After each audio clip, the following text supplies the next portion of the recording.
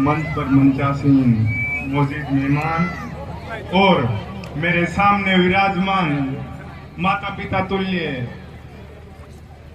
जन सैलाब और मेरे भाइयों और बहनों और साथियों, मैं आप सबको नतमस्तक होकर प्रणाम करना चाहूंगा। आप लोगों ने इतना प्यार प्रेम और जो आशीर्वाद दिया वो वाकई में ऊर्जा देने वाला है। मैं भी एक छोटे से गांव से आता हूं। जब मेरे को इस कार्यक्रम में आयोजन करता हूं उन्हें बुलाने के लिए मैसेज भेजा था कि एक छोटे से गांव में प्रोग्राम है, तो मेरे को बड़ी खुशी हुई थी। मैं आप लोगों के बीच पहुंचने में थोड़ा समय जरूर लग गया, उसके लिए माफी चाहूंगा। जयपुर से चला था, जगह जगह स्वागत कार्यक्रम हर जगह कर रहे थे। पहली बार आपके राड क्षेत्र में आ रहा था। वीरों की और किसानों की भूमि है। यहाँ आप लोग जिसको आशीर्वाद दे के भेजते हो वो बड़े बड़े प्रशासनिक ओहदों पे बैठे हैं, राजनीति में बड़े बड़े ओहदों पे बैठे हैं। जब बड़ा अच्छा लगता है जिस जगह से आप खुद आते हो, आप लोगों की भावनाओं से जुड़ा हुआ व्यक्ति हो, आप लोगों के बीच में आए तो वैसी ही उसको ऊर्जा मिलती है। जब मैं राजस्थान विश्वविद्यालय का चुनाव लड़ रहा था, मैं एक आम परिवार से आता हूं। मेरे पिताजी सरकारी मास्टर है। मेरे सामने मंत्रियों की बेटी, बड़े बड़े संगठन चुनाव लड़ रहे थे। मैंने छात्र शक्ति से एक ही निवेदन किया था कि आज से पहले जो व्यक्ति आपके बीच में रह के संघर्ष किया था, कोविड जैसी महामारी थी, उसके अंदर आप लोगों के बीच में रहा था, जो आपको योग्य और काबिल लगे उस व्यक्ति को वोट करना। ना जात पे, ना पात पे, ना क्षेत्र पे, ना समाज को देख के वोट करना है। जो आपको योग्य और काबिल लगे उसी व्यक्ति को वोट करना है। संगठन वालों ने, बड़े बड़े लोगों ने मेरे खिलाफ बहुत षड्यंत्र रचे थे। मैं पर्चा भर के आया था, मेरे समर्थकों के साथ लाठीचार्ज करवाया था। और जब मेरे को गिरफ्तार करके जेल लेके गए तो छात्र शक्ति पुलिस प्रशासन के, सरकार के खिलाफ इतनी मजबूती से खड़ी हो गई कि आधी रात को जेल के ताले खुले और उन लोगों को रिहा करना पड़ा।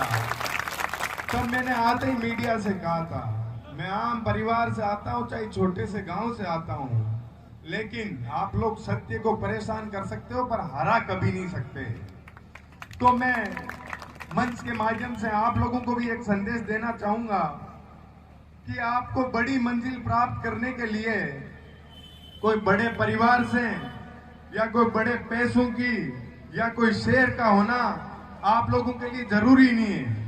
यदि आप लोग कुछ बनने के लिए ठान लोगे तो छोटे छोटे गांव से ही तो बड़ी बड़ी शख्सियत बन के निकलते हैं लोग। बड़े बड़े शहरों में तो वैसे ही बड़े बड़े लोग रहते हैं, पढ़े लिखे लोग रहते हैं। तो मेरा एक ही गुजारिश है आपसे कि किसान परिवार से अपन लोग पढ़े लिख के, चाहे बड़े उद्योग करके, बड़े बड़े ओहदों पर, बड़े पदों पे जाके बैठेंगे तो गरीब परिवारों की, किसानों की आवाज तभी उठ के आएगी। क्योंकि जो आप लोगों के बीच से जाएगा वही तो व्यक्ति आपकी भावनाओं से जुड़ा हुआ रहेगा।